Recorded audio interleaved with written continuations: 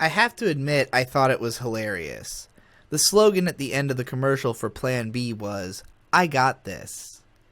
Seconds earlier, I had pointed out to my fiance's father that this was one of the reasons for the declining birth rate which he had read about in an article earlier. He announced the statistics: 30% decrease in births in the US and a continual decline in abortions.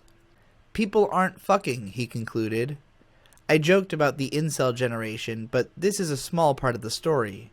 My immediate conclusion was the rise of IUDs. Millennials are postponing everything except sex.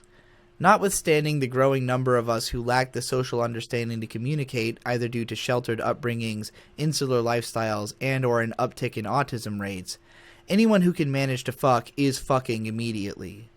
Only deeply religious or emotionally precious people are concerned about protecting their virginity until marriage, and those people would have no friends or empathy outside of small radical communities if they held it against everyone who wasn't. We are exposed to sex earlier and more often than anyone ever before. My age found our dad's porn magazines and or downloads, and depending on when we got the internet, we had sex constantly thrust in front of us whether we sought it or not. Many of us did, and the internet served any depth we wanted to travel into exploring sexuality at any age. Other teens and older pedophiles will be happy to indulge you to your level of content while trying to drag you deeper.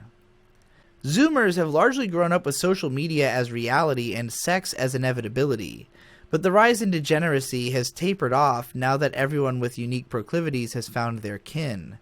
There will always be a steady stream of converts and expats, just as any religion in its infamy. Still, the most popular standpoint on sex among young people in America is to have as much sex as desired as safely as possible. While we remain majority in favor of monogamous relationships, the popularity of open relationships has continually risen with the reliable prevention of the worst aspects of screwing around, the risk of STDs and pregnancy. Young people in particular consider monogamy something to be pursued at a later date. Previous generations were encouraged to marry and have kids with someone as quickly as possible upon entering adulthood. But in a society with much greater broad understanding of psychology, we now encourage one another to search for someone they are comfortable with and test the waters for an extended period of time before committing, possibly finding ourselves in a succession of medium-term relationships over the course of our late teens and 20s or even 30s. Short, medium, and long-term relationships, regardless of the courting period, are typically highly sexual thanks to the prevalence of condoms and birth control, technologies which have allowed this generation to explore sex as a philosophical component of our lives from the outset and to minimize the impact it has on our lives beyond the emotional. Expediting this consideration ought to be an ambition of education in addressing the most negative consequences of this sexual culture. While it is great that adults seem to be taking fewer risks on having children in situations where they don't want them or don't consider themselves fit to take care of them yet, most people begin to experience sexual desire and begin accruing knowledge of the subject years before adulthood. The average age of first sexual encounter for Americans is 17.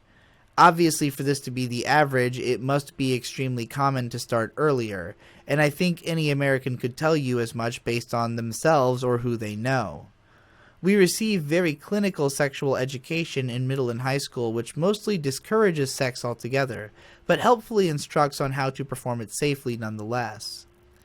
It is inauthentic to pretend that this is all kids should know before having sex. It is only as much as we feel responsible for telling them while continuing to insist that just not doing it is the best answer, and that if they're going to do it, we don't want to hear about it.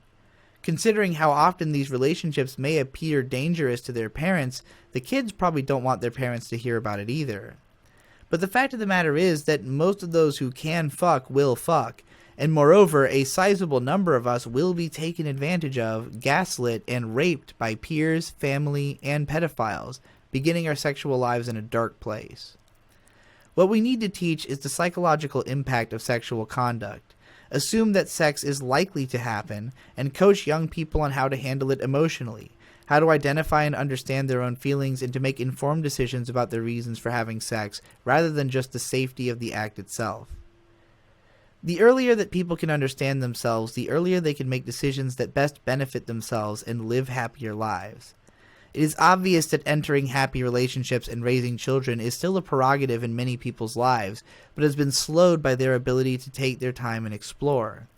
The less they need to learn, the more guidance they are given on how to find happiness and stability in life by way of new wisdoms and understandings which our experimentation has granted us, the more we can expedite the process for younger generations and help to keep them from experiencing the traumas which we encountered on our own roads to discovery. Wrote this back in November and never did anything with it as far as I know. So there you go.